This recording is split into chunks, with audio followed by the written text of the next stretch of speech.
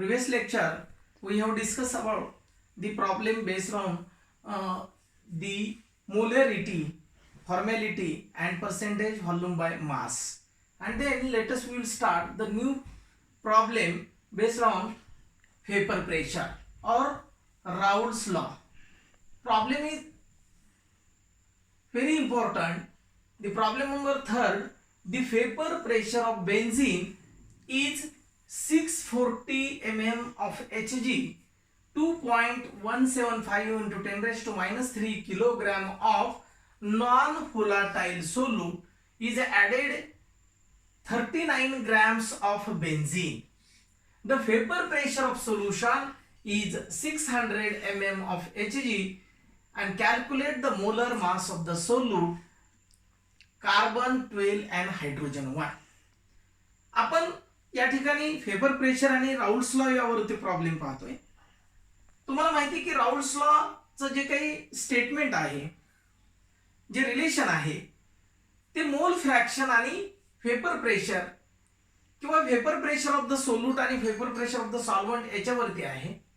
यामध्ये आपल्याला problem carefully read करायचा आहे. तो म्हणजे vapour pressure of benzene is 640 mm of Hg.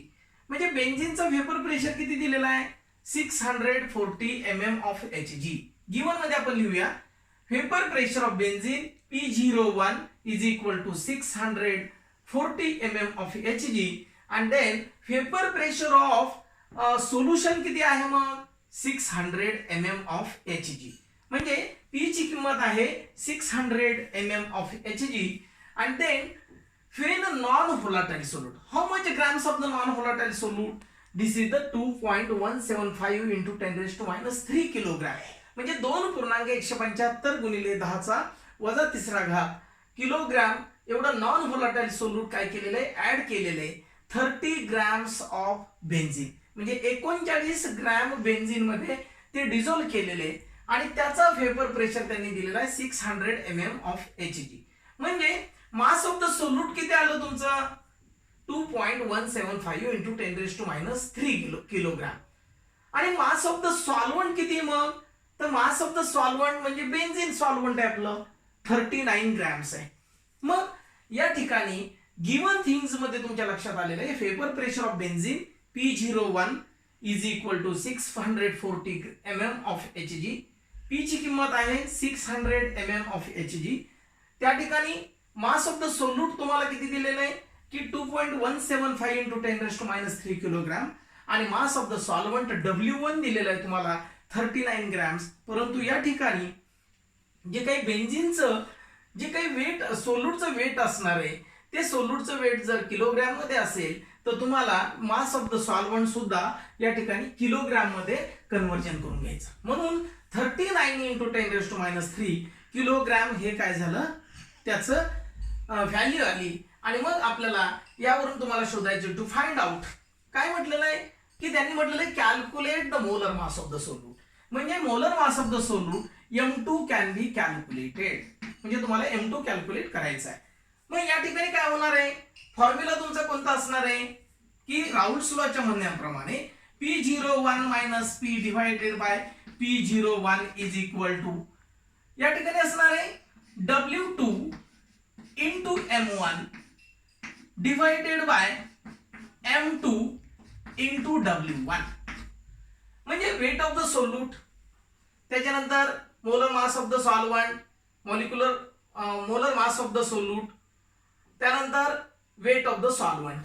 आणि यावरून मग तुमचं जे कॅल्क्युलेशन असणार आहे हे कॅल्क्युलेशन मध्ये तुम्हाला काय करायचं आहे की molar mass of the solute जर तुम्हाला शोधायचं असेल तर यावरून तुम्हाला जे काही बेन्झीन तुमचं सॉल्व्हंट असणार आहे तर वेट ऑफ द सॉल्व्हंट किती असणार आहे मग वेट ऑफ सॉल्व्हंट सॉल्व्हंट कोणतं आहे तुमचं C6H6. This is the benzene and then benzene having the molar mass is weight is that is the 78 gram into 10 raised to minus 3 kilogram. He value कशी आली पहा कार्बनचं जे काही मास आहे ते दिलेले तुम्हाला 12 या ठिकाणी आणि हायड्रोजनचं दिलंय 1. मग कार्बनची किती ऍटम आहे C6 म्हणजे 12 into 6 प्लस हायड्रोजन So 1 आहे, 1 multiplied by 6 is equal to 12 plus 6, 72 plus 6, this is the 78. And then the 78 grams, this is the weight of the solvent, but this weight of the solvent is also considered in a kilogram, and then this value is considered here 78 multiplied by 10 raised to minus 3 kilograms. And then in this formula, if you already know, this formula is P01, that is the P01 minus P divided by P01 is equal to how much? That is the W2 into M1 divided by M2 multiplied by W1, and putting this value in equation or this formula, P01 having value is 640 minus P value is, that is the vapor pressure of solution, that is the 600 divided by how much? This is the P01 640 is equal to W2. How much value is given here? W2 is the W2, this value is weight of the solute, that is the 2.175 into 10 raised to minus 3 multiplied by M1. This value is given here. Mass of the solute is given, solvent 78 into 10 raised to minus 3 divided by molar mass can be calculated here, and then this W1 value is given. This value is 39 into 10 raised to minus 3. Then you can solve this term. M2 is equal to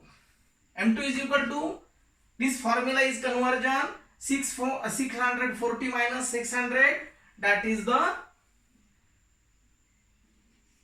40 multiplied by 39 point into 10 raised to minus 3 divided by 640 multiplied by 2.175 into 10 raised to minus 3 into 78 into 10 raised to minus 3. 10 raised to minus 3, 10 raised to minus 3 get cancelled, and then this answer is coming here.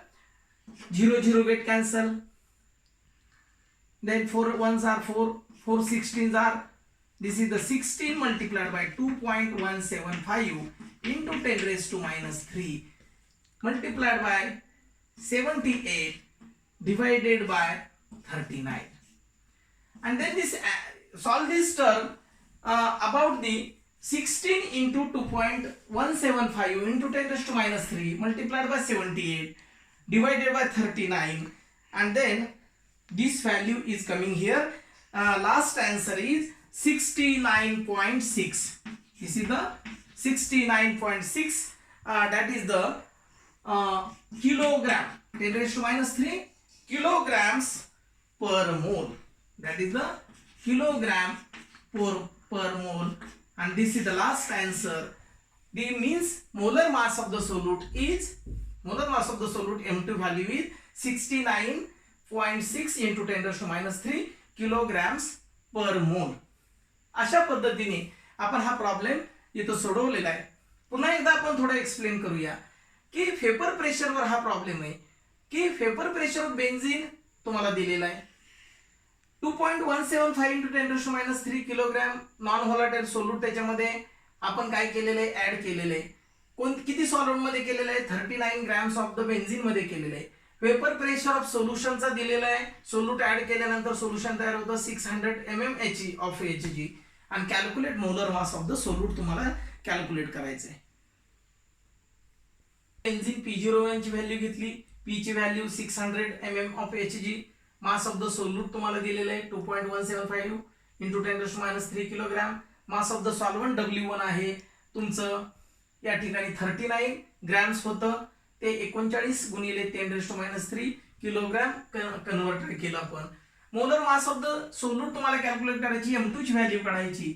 Formula तुमचा आहे तुमच्या लक्षात येईल, राऊल्स law वरून आपण formula काढतो molecular मासचं. तर P01 minus P divided by P01 is equal to W2 आणि multiply by M1 divided by M2 into W1.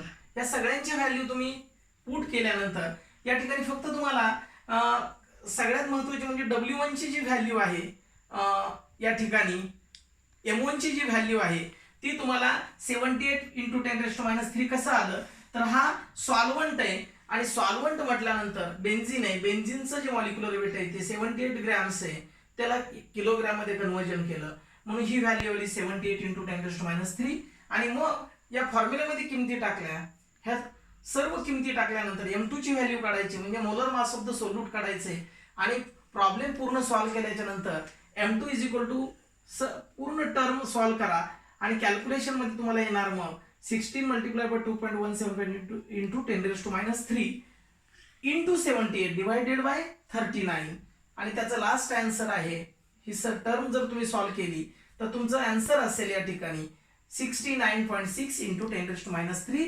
Kilogram per mole. कारण weight of the molecular weight of the solute काढतोय मग kilogram per mole असतं कारण solute is dissolved into the solvent. मग solute जर तुमचा kilogram असेल तर व्हॉल्यूम हा पर मोल असतो, व्हॉल्यूम पर लिटर म्हणून पर मोल हे त्याचं युनिट झालं. अशा पद्धतीने हा प्रॉब्लेम इथं